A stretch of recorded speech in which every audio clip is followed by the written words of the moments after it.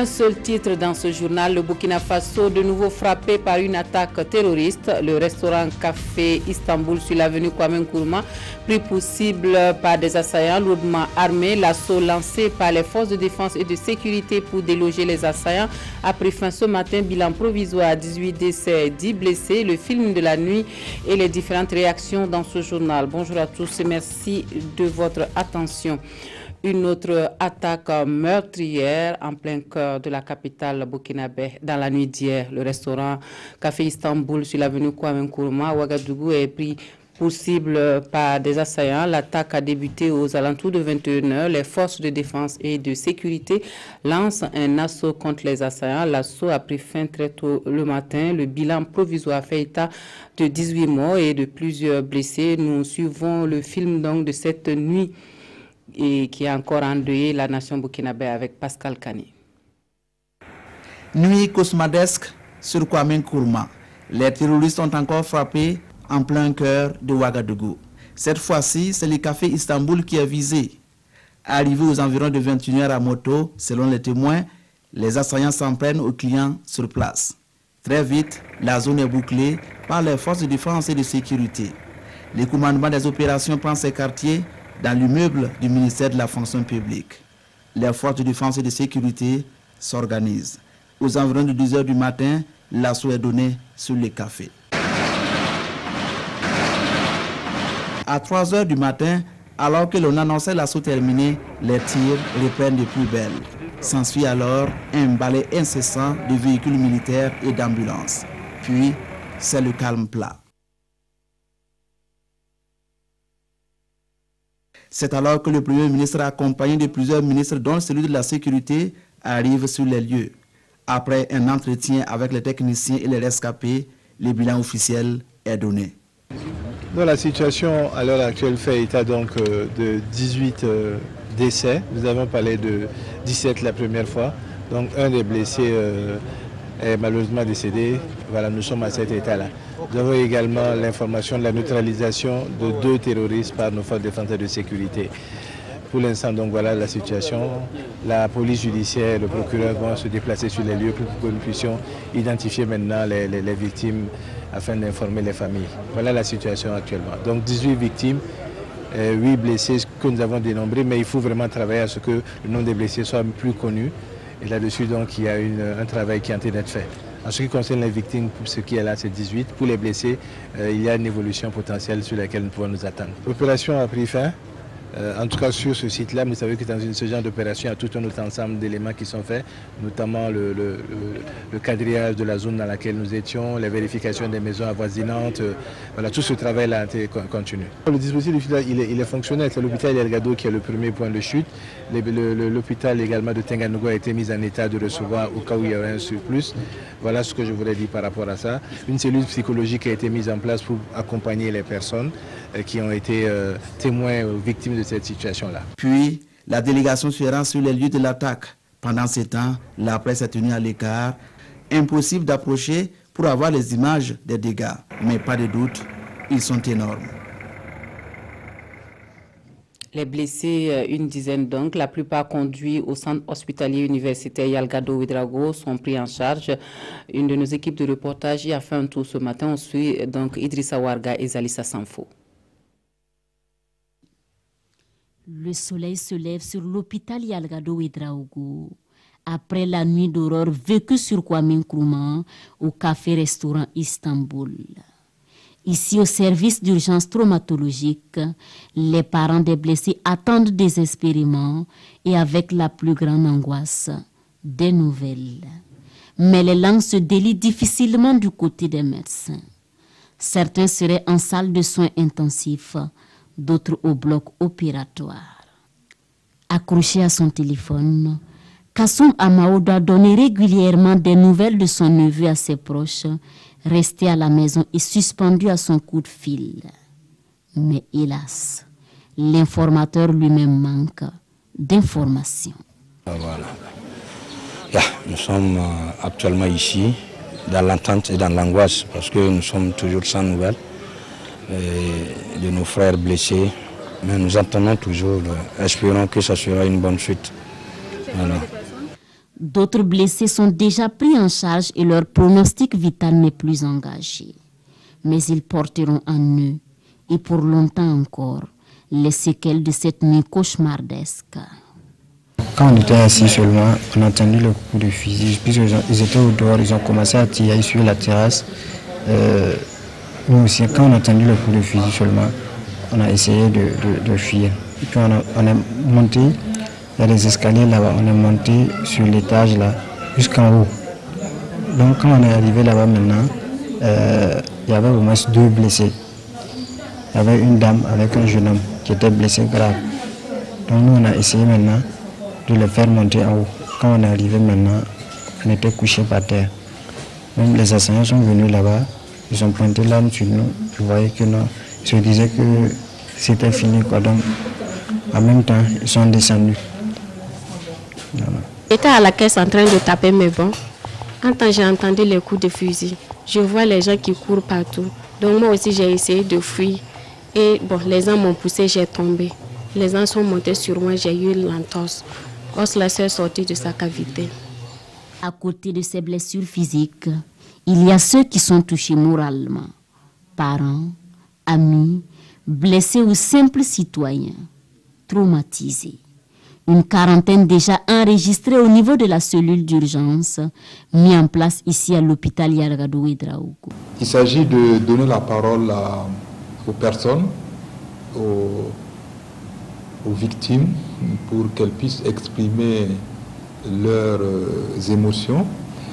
Il s'agit également de répondre à un certain nombre d'attentes, de questionnements qui tournent autour de ce qui s'est passé, de les aider à pouvoir comprendre, n'est-ce pas, ce qu'ils ont vécu.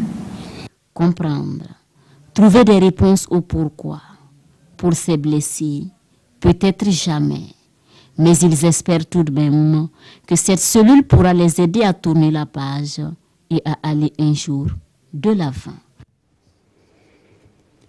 Le président du Faso doit s'exprimer sur la situation, mais déjà dans un message, le chef de l'État burkinabé condamne avec la plus grande énergie l'attentat qu'il qualifie d'ignoble. Roch-Marc Christian Kaboré adresse ses sincères condoléances aux familles éplorées et souhaite un prompt rétablissement aux blessés. Il affirme que le vaillant peuple du Burkina Faso opposera une résistance sans concession. Ce sont les mots aux terroristes, ce sont ces mots donc au terrorisme et aux ennemis du progrès du peuple. Le président du Faso appelle à la vigilance et à la solidarité, surtout à l'unité de toute la nation dans cette lutte contre le terrorisme qui est un combat donc de longue haleine. Et réagissant à l'attaque de la nuit dernière, le chef de file de l'opposition politique Zéphirin Diabré invite tous les fils de la nation à une union sacrée et tout en présentant ses sincères condoléances aux parents des victimes. Il adresse ses encouragements aux forces de défense et de sécurité dont la combativité a permis de repousser l'ennemi. Nous écoutons Zéphirin Diabré.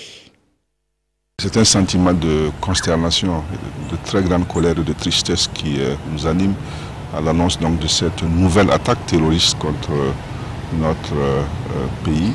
Je ne sais pas ce que nous avons fait pour que les agents du mal, c'est comme ça que je les appelle là, sous le couvert d'une fausse idée religieuse, viennent s'en prendre ainsi à notre peuple. Laissez-moi d'abord présenter toutes mes condoléances aux familles donc, des victimes qui sont tombés donc dans ce combat-là. Ensuite, souhaiter un prompt rétablissement aux personnes qui ont été blessées et réitérer nos encouragements à nos forces de défense et sécurité pour vraiment la combativité avec laquelle ils ont réussi à repousser l'ennemi. C'est des moments où la nation doit se rassembler et se retrouver parce que si nous sommes unis, nous sommes bien entendu forts face à l'ennemi. Comme l'a dit le président du Faso, le Burkina Faso ne pliera pas. Et il est entendu que notre pays a connu moult épreuves par le passé. Tous ensemble et réunis, nous allons pouvoir la surmonter. Propos recueillis par Roger Kam et Maxime Zongo. Et au quartier général du MPP, le parti au pouvoir, on condamne avec véhémence les attaques terroristes de la nuit dernière. Le parti majoritaire, par la voix de son secrétaire national chargé des secteurs structurés, appelle à l'union sacrée de tous les Burkinabés pour barrer la route aux forces du mal. Le MPP souhaite un prompt rétablissement aux blessés et présente ses sincères condoléances aux familles des endeuillés. Nous écoutons. permettez-moi au nom du président du parti et de tout le bureau politique national du MPP de présenter nos condoléances les plus attristées aux familles des victimes. Et également souhaiter un prompt rétablissement à toutes les personnes qui sont victimes et qui sont prises en charge au niveau du centre hospitalier Yalgado Ouedraogo. C'est de souhaiter que le peuple entier se mobilise pour apporter une réponse à ces attaques.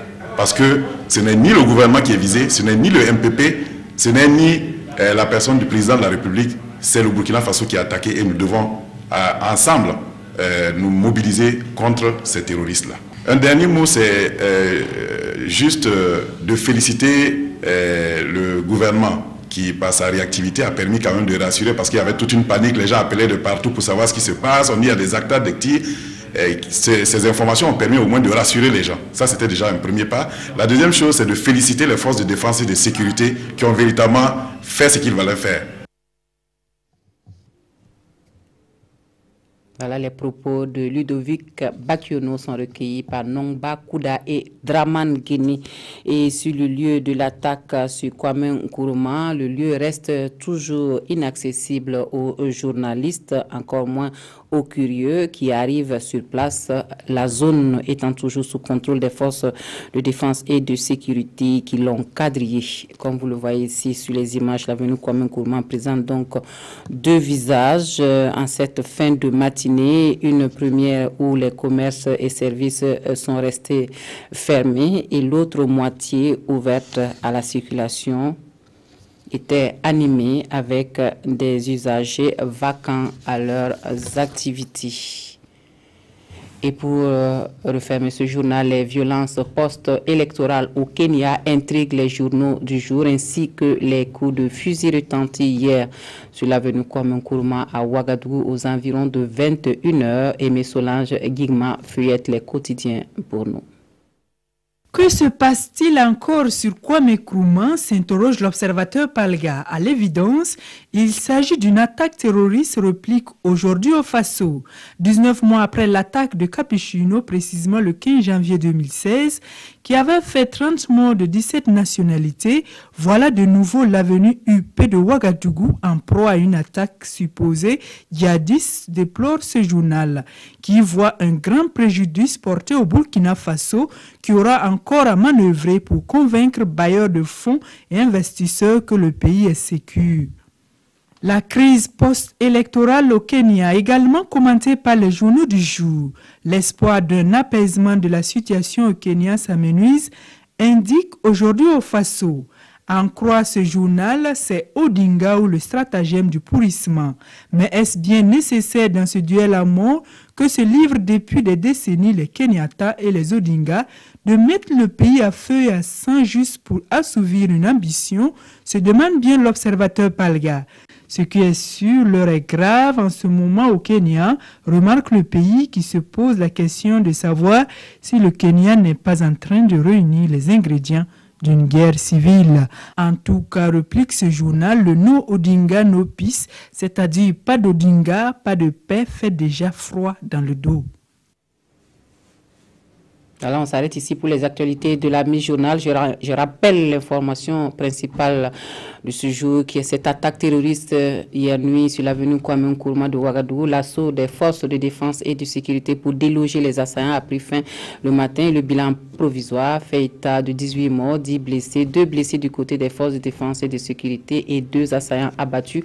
L'attaque n'a toujours pas été revendiquée pour l'instant. Par contre, un véhicule pick-up immatriculé au Niger de couleur blanche serait activement recherché. Les informations continuent sur la RTB.